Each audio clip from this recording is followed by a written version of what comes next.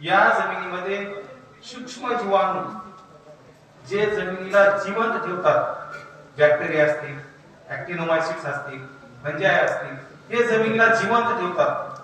वेगवेगळे एन्झाईम्स असतात. पिकांना अन्नद्रव्य उपलब्ध करून देण्याचं काम हे जमिनी अविरतपणे करतात. मग याचं खाद्य काय आहे? या सूक्ष्म जीवाणूचं, जमिनीतल्या सूक्ष्म जीवाणूला खायला लागेल ना. मग याचं खाद्य काय आहे? त्याचं खाद्य सेंद्रिय कर्ब.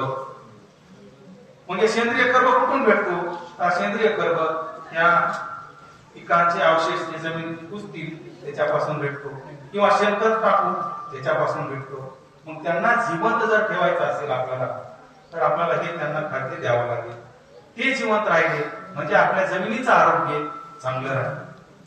जमिनीचं आरोग्य चांगलं राहिलं, एक म्हण तयार केलेली आहे, soil health, plant health, animal health. म्हणजे soil health, plant health, animal health आणि मग ह्युमन हेल्थ.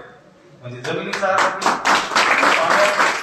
वनस्पतीचं आरोग्य, प्राण्यांचं आरोग्य, या सगळ्यावर आपलं आरोग्य.